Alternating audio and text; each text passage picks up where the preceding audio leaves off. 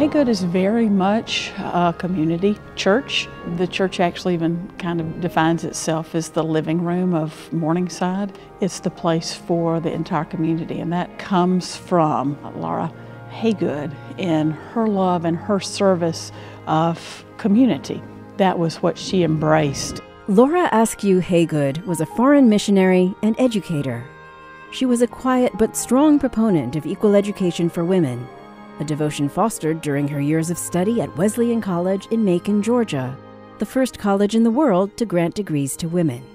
I think that Wesleyan played a big part in her life because throughout her life there were times when she went back or relied upon her relationships with the school to carry her forward. I thought it was interesting that she had graduated within 2 years. Didn't spend a lot of time trying to figure out what it was she wanted to do with her life or where she thought her calling was. Laura Haygood graduated with a Bachelor of Arts degree from Wesleyan in 1864 and began her education career by opening her own high school in Atlanta, where she served as teacher and principal. She organized home mission societies that provided food and shelter to the disadvantaged. Her work with the poor included establishing an industrial school to train people in the skills needed to hold self-supporting jobs. She found her life's ministry to be about education, in particular the education of young girls. And this was in the late 1800s, so this was a time when in this country and in others, young women were not being educated. And she really was a tenacious woman. She overcame a number of obstacles, both personally and socially. It was during this time that Laura was asked to take a leadership role in the Methodist Episcopal Church South, a request that was unprecedented for women in the Methodist Church. She declined the invitations because she felt she was needed in the home mission work as well as in her education activities in Atlanta. When she came along, women were not offered leadership roles in the Methodist Church. If she had stayed and taken those roles, I think maybe women might have been ordained earlier. She's a quite formidable woman to follow. Her picture looks very stern, but what I read about her and hear about her, it seems like there was just a tremendous heart and gentleness that she carried. Laura Haygood's dedication to her ministry with the church was so strong that she chose not to marry. In 1884, she answered the church's call to serve in China after being inspired by an Atlanta preacher's sermon. She worked in China for 16 years until her death in 1900. As the first female sent into the foreign mission field by the Women's Missionary Society, she founded the McTeary Home and School in Shanghai, which represented the crowning achievement of her career. And I find it to be interesting that she did make a very clear choice not to have a family life.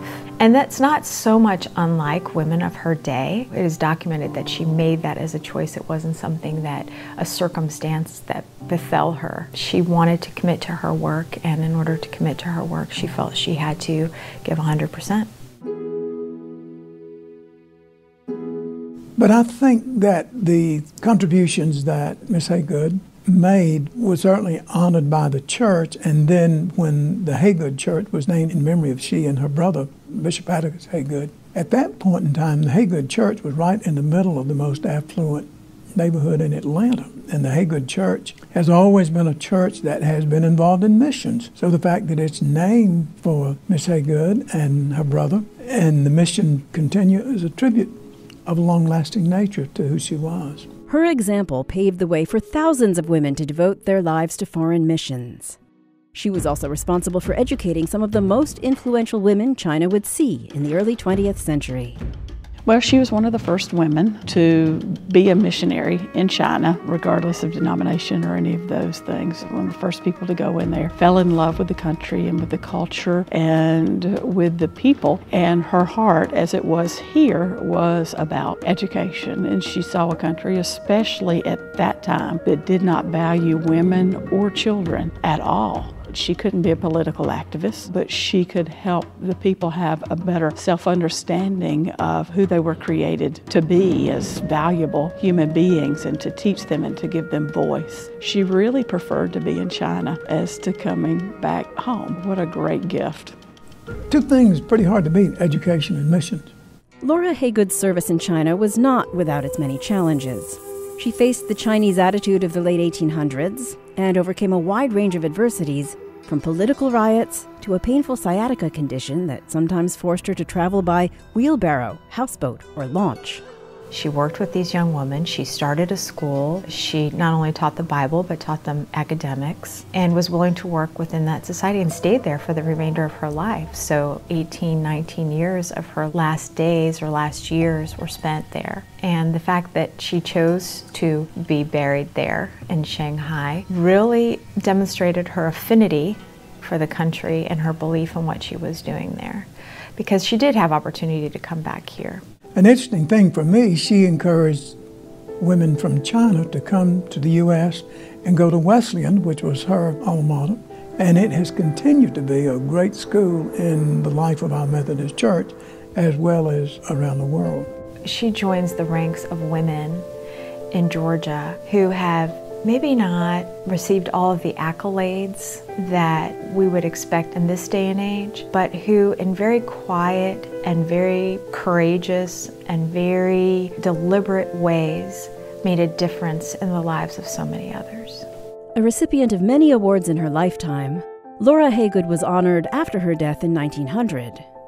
One of the greatest memorials came in 1926, when Haygood Memorial United Methodist Church was founded in the Morningside neighborhood of Atlanta in honor of Laura Haygood and her brother, Bishop Atticus Green Haygood. Another tribute was when the Women's Board of the Methodist Church South founded the Laura A. Haygood Home and School in Suzhou, China.